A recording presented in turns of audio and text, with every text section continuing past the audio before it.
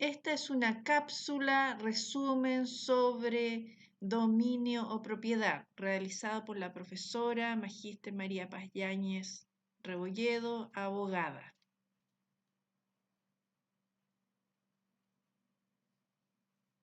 Temas a tratar: dominio y propiedad, definiciones, principios acerca de la propiedad consagrados en la Constitución Política de la República, características, evolución histórica del derecho de propiedad, formas de propiedad, facultades inherentes al dominio, contenido pasivo del derecho de propiedad, objeto del dominio y diversas clases de propiedad.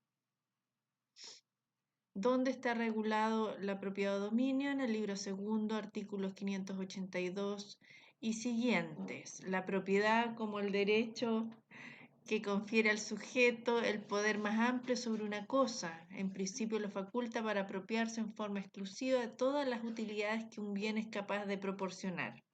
En cambio, los demás derechos reales otorgan poder limitado sobre la cosa, solo autorizan aprovechamientos parciales.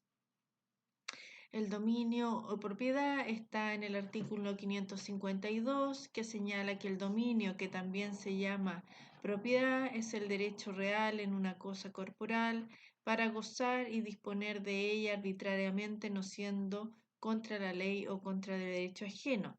La propiedad separada del goce de la cosa se llama mera o nuda propiedad. Por tanto, del modelo analítico, la propiedad tiene las siguientes características. 1. Asimila la noción de propiedad al dominio. 2. Se concibe el dominio en principio como un derecho real sobre cosa corporal. 3. El artículo menciona 2 de las 3 facultades inherentes al dominio. 4. Los límites del dominio se encuentran en la ley, el derecho ajeno. Y número 5, la propiedad puede desmembrarse en sus facultades y cuando el propietario está desprovisto del goce de la cosa, su derecho se denomina nuda propiedad. Desde el modelo cualitativo podemos señalar que propiedad es el señorío unitario, independiente y cuando menos virtualmente universal sobre una cosa corporal. El principio acerca de la propiedad está consagrado en la Constitución Política de la República, en sus artículos 19, números 23 y 24. La Constitución Política consagra la libertad para adquirir el dominio de toda clase de bienes, excepto aquellos que la naturaleza de hecho ha hecho comunes a todos los hombres o que deban pertenecer a la nación toda, y la ley lo declare así. Una ley de quórum calificado y cuando así lo exige el interés nacional puede establecer limitaciones o requisitos para la adquisición del dominio de algunos bienes. Los principios consagrados en la Constitución señalan que asegura a todas las personas el derecho a propiedad en sus diversas especies sobre toda clase de bienes corporales o incorporales. Solo la ley puede establecer los modos de adquirir la propiedad, de usar, gozar y disponer de ella.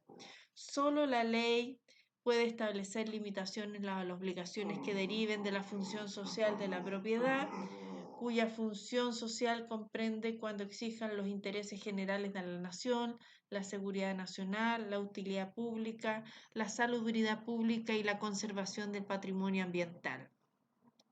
Nadie puede, en caso alguno, ser privado de su propiedad, del bien sobre el que recae o de alguno de los atributos o facultades esenciales del dominio, sino en virtud de una ley general o especial que autorice la expropiación, que dicha expropiación tenga por causa la utilidad pública o el interés nacional y que dicha causa haya sido calificada por el legislador. El expropiado podrá reclamar de la legalidad del acto expropiatorio, reclamación que se hará ante los tribunales ordinarios de justicia. Características de la propiedad. Es un derecho real, es absoluto, exclusivo y perpetuo. Es un derecho real por excelencia, de acuerdo a lo establecido en los artículos 577 y 582 del Código Civil, y por ello está amparada por una acción real, que es la acción reivindicatoria establecida en el artículo 889 del Código Civil. Es un derecho absoluto y de esto tiene dos alcances. El dueño puede ejercer sobre la cosa todas las facultades posibles y tiene un poder soberano de usar, gozar y disponer de ello a su arbitrio sin que nadie pueda impedírselo, no siendo contrario a la ley o a derecho ajeno. Es un derecho exclusivo porque supone un titular único facultado para usar, gozar y disponer de la cosa y por ende para impedir la intromisión de cualquier otra persona. ¿Qué pasa con el condominio? ¿Se opone a estas características? Aquí, para algunos autores, señalan que no hay tal oposición, cuando una cosa pertenece en común a dos o más personas, ya que no se trataría rigurosamente de un caso de dominio, sino de condominio o copropiedad, figura jurídica distinta al dominio.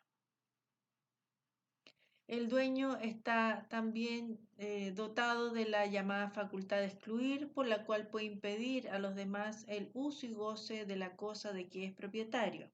Sin embargo, la doctrina ha elaborado algunas excepciones, por ejemplo, el derecho de uso inicuo, el derecho de acceso forzoso, el principio del mal menor.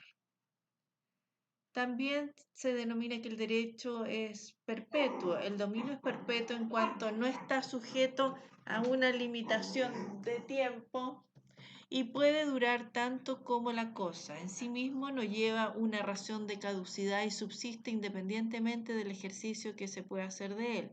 Por tanto, el propietario no pierde su derecho por no usar la cosa de que es dueño, ni tampoco porque un tercero, sin la voluntad de su dueño contra ella, ejerce actos de dominio. Respecto de la evolución histórica del derecho a propiedad, tenemos los pueblos primitivos. En Roma podemos decir que las personas incluso eran cosas y tenían sobre ellas un derecho a propiedad. En la Edad Media, la propiedad del señor feudal sobre su territorio. En la Edad Moderna, donde algunos bienes inmuebles tienen más valor que los terrenos, y en la época actual podemos decir que hay cosas incorporales que pueden tener mayor valor que un bien inmueble. Formas de propiedad: la propiedad urbana, agraria, minera, intelectual, industrial, indígena y austral. ¿Cuáles son las facultades inherentes al dominio? La doctrina clásica la divide en la facultad de uso, la facultad de goce y la facultad de disposición. La facultad inherente al dominio pueden ser materiales y jurídicas. Son materiales las que se realizan mediante actos materiales que permiten el aprovechamiento del objeto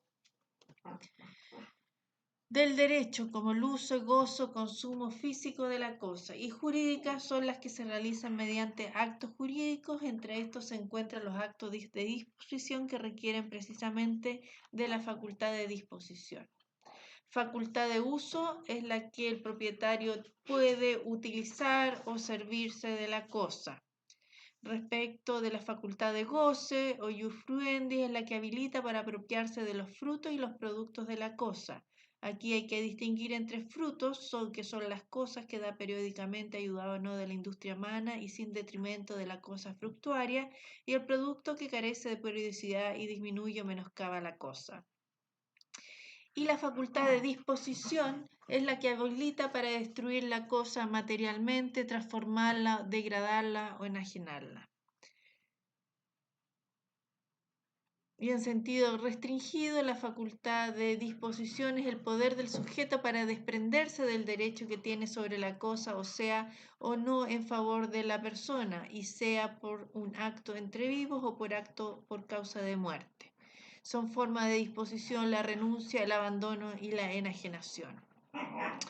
La enajenación, en sentido amplio, podemos decir que es todo acto de disposición entre vivos por el cual el titular transfiere su derecho a otra persona o constituye sobre ella un derecho real en favor de un tercero, que viene a limitar o gravar el derecho de propiedad. Y en sentido estricto, la enajenación es el acto por el cual el titular transfiere su derecho a otra persona. Excepciones a la facultad de disposición. Excepciones a la facultad de disposición. Esta facultad es un atributo de la personalidad, pero puede estar suspendida por efecto de la ley o de la voluntad del hombre, por ejemplo, en los casos del 1464, número 3, o en el caso de la propiedad fiduciaria que prohíbe la enajenación de ella por actos entre vivos, o igual el donante de la cosa o el nudo propietario tratándose del usufructo.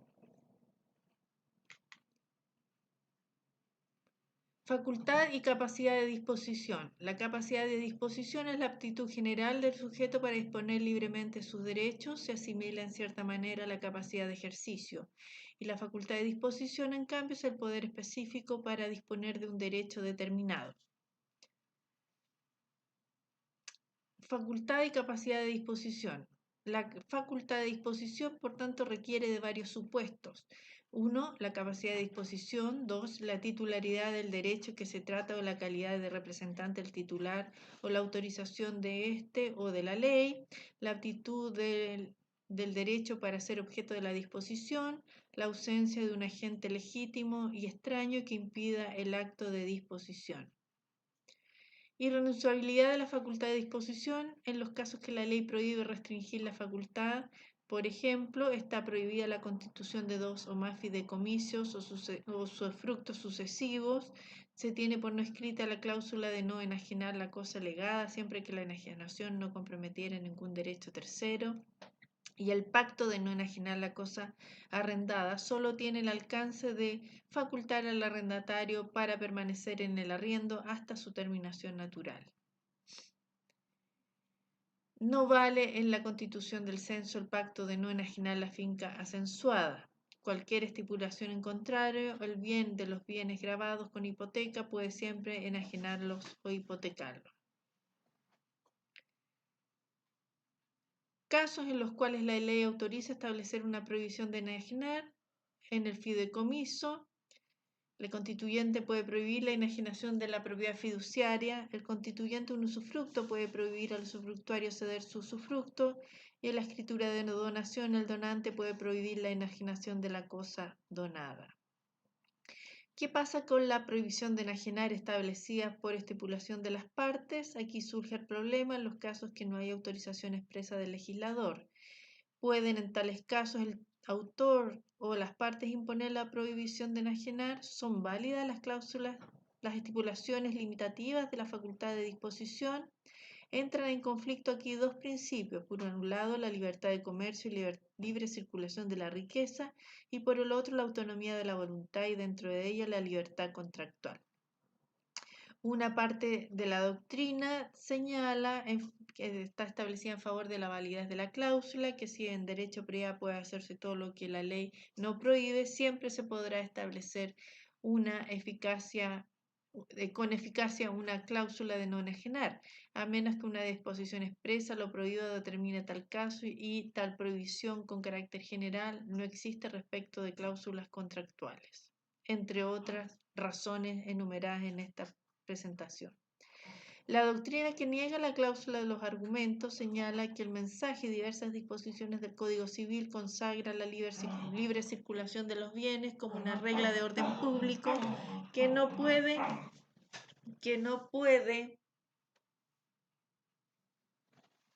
ser alterada por la voluntad de los particulares. Únicamente el legislador puede establecer las excepciones que no comprometan la doctrina que niega valor a la cláusula. Dijimos que el mensaje y diversas disposiciones del Código Civil consagran la libre circulación de los bienes como una regla de orden público que no puede ser alterada por la sola voluntad de las partes. Si bien se puede pactar las cláusulas de no enajenar, el legislador no habría tenido para qué autorizarlas en determinados casos. Además, importante lo establecido en las cláusulas que se oponen a diversas normas del Código Civil, por ejemplo, los artículos 582 y 1810, y que el artículo 53 del Reglamento Conservatorio de Bienes Raíces se limita a permitir una inscripción sin señalar efecto alguno, y en todo caso se trata de una disposición reglamentaria que no puede prevalecer ante normas legales y el espíritu de las mismas manifestado en su notoria fidedigna. ¿Ya? Existe una doctrina ecléctica que reconoce valor relativo a ciertas cláusulas de no enajenar, pero de acuerdo a lo que establece la jurisprudencia francesa, algunos autores aceptan las cláusulas de no enajenar relativas, es decir, aquellas que no imponen una prohibición perpetua de largo tiempo y que se justifican por un interés legítimo.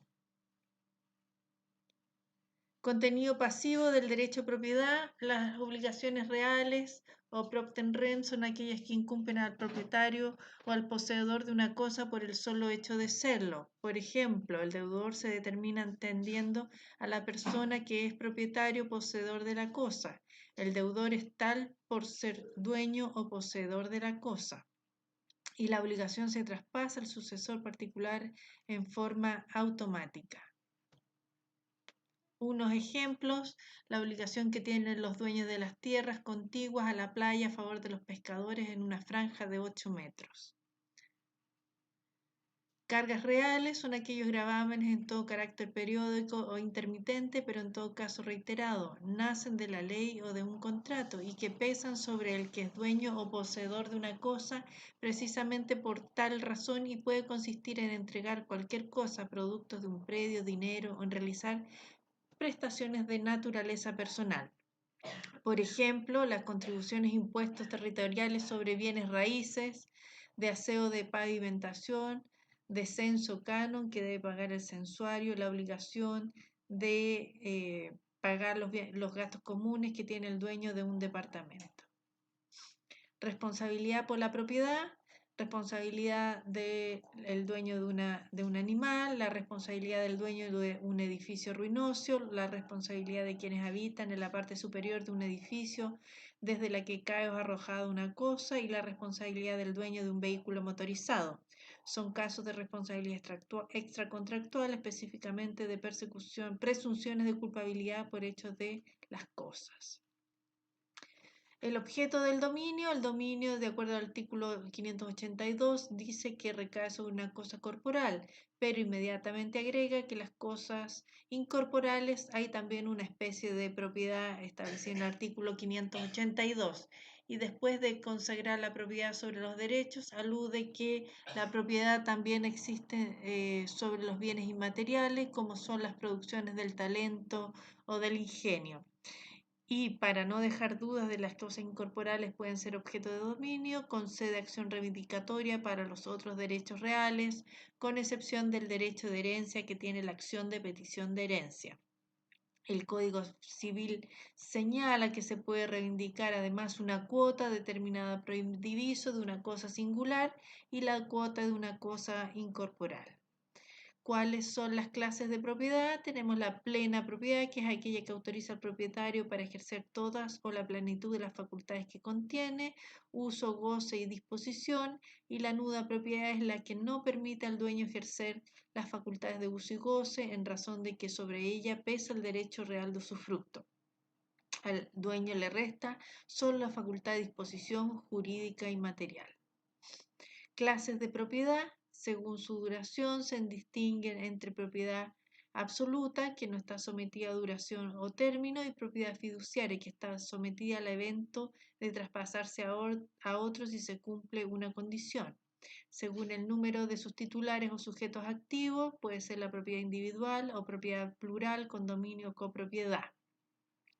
Y según el punto de vista de la naturaleza del objeto sobre la que recae, puede ser la propiedad civil, intelectual, industrial, minera o indígena y propiedad inmobiliaria.